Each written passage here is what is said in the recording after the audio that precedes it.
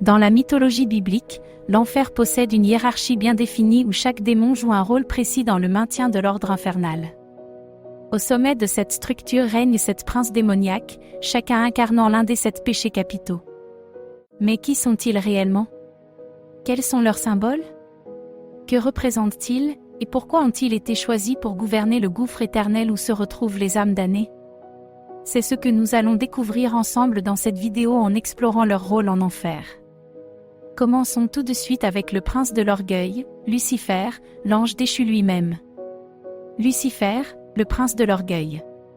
Aussi connu sous le nom des astres du matin, ou porteur de lumière, Lucifer est le plus puissant et le plus redouté des 7 princes de l'enfer. Il est leur souverain incontesté et exerce une autorité absolue sur les 6 autres. Son rôle est d'assurer que l'orgueil continue de corrompre les cœurs des humains. On le décrit souvent comme un être charismatique et séduisant, capable d'égarer même les âmes les plus pieuses. Dans d'autres représentations, il apparaît sous une forme tourmentée, marquée par sa chute du paradis, avec des ailes brûlées ou mutilées et un visage tordu par la douleur. Symbole de la tentation et de l'orgueil, il attire les mortels avec des promesses de pouvoir, de plaisir et de richesse. Dans la tradition romaine, il est associé à la planète Vénus et représenté tenant une torche, symbole du feu qui l'accompagne. 2 animaux le symbolisent, le lion et le paon, tous deux liés à l'orgueil. La vertu qui s'oppose à lui est l'humilité. Dans la tradition chrétienne, Lucifer était autrefois un archange, l'un des plus puissants serviteurs de Dieu. Mais son orgueil l'a conduit à se rebeller, menant une guerre contre le paradis. Après sa défaite, il fut précipité en enfer, devenant ainsi son dirigeant.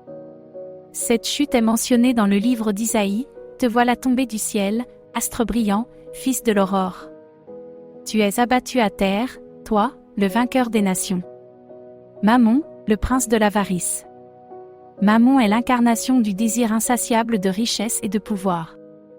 Il est souvent représenté comme un démon grotesque, gonflé et boursouflé, obsédé par l'or et les trésors. Son nom signifie littéralement « trésor », argent ou possession en araméen. L'animal qui le symbolise est le loup, et son principal attribut est l'or. La vertu qui lui est opposée est la suffisance, soit la capacité à se contenter de ce que l'on a. Dans la tradition chrétienne, Mammon pousse les âmes à sacrifier leur intégrité pour accumuler davantage de richesses. Ceux qui succombent à son influence finissent piégés dans une spirale éternelle de cupidité, incapables de satisfaire leur soif de possession.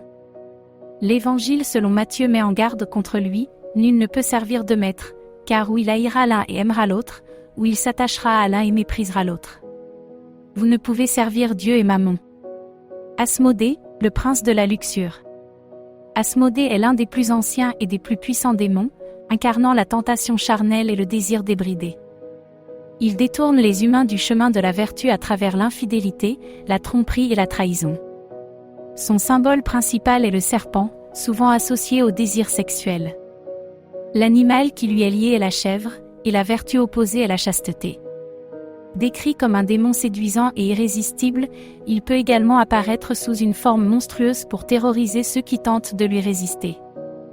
Dans le livre de Tobie, Asmodée tue les 7 prétendants de Sarah, étant obsédé par elle. En enfer, il règne sur les âmes consumées par leurs pulsions, les plongeant dans un cycle de débauche et de corruption éternelle. Léviathan, le prince de l'envie. Léviathan est un monstre marin colossal, symbole de l'envie qui ronge les âmes humaines. Comme un serpent s'enroulant autour de sa proie, l'envie s'insinue lentement jusqu'à consumer totalement l'individu. L'animal qui le représente est le chien, et la vertu qui lui est opposée est la charité. Saint Thomas d'Aquin décrit 3 étapes de l'envie, tenter de ternir la réputation d'autrui. Se réjouir du malheur des autres ou être attristé par leur succès. Ressentir une haine pure et destructrice. En enfer, Léviathan condamne les âmes à un tourment éternel basé sur des désirs inassouvis. Belzébuth, le prince de la gourmandise. Surnommé le « Seigneur des mouches », Belzébuth incarne l'excès sous toutes ses formes. La gourmandise ne se limite pas à la nourriture, mais à toute forme de consommation excessive. L'animal qui lui est associé est la mouche, et la vertu opposée est la sobriété. Selon saint Thomas d'Aquin, la gourmandise peut prendre 5 formes: manger trop cher, Mangez trop délicatement. Mangez trop en quantité. Mangez trop tôt. Mangez trop avidement. En enfer, les âmes sous son emprise sont condamnées à souffrir d'une faim éternelle sans jamais pouvoir se rassasier. Belphégor, le prince de la paresse. Belphégor tente les mortels avec des promesses de confort et de facilité, les poussant à l'inaction et à la procrastination. Il symbolise la léthargie et la décadence. L'animal qui le représente est l'âne, et la vertu opposée est la diligence. Ces victimes mènent une existence marquée par l'absence d'ambition et l'incapacité à accomplir quoi que ce soit de significatif. Satan, le prince de la colère. Satan est la figure ultime de la rébellion contre Dieu, incarnant la rage et la vengeance. Il est souvent confondu avec Lucifer, bien que certaines traditions les distinguent. Il peut apparaître sous une forme humaine séduisante ou sous une apparence bestiale, tête de bouc, peau rouge, cornes. La vertu qui lui est opposée est la patience. En enfer, il règne sur les âmes consumées par la haine et la violence. Conclusion.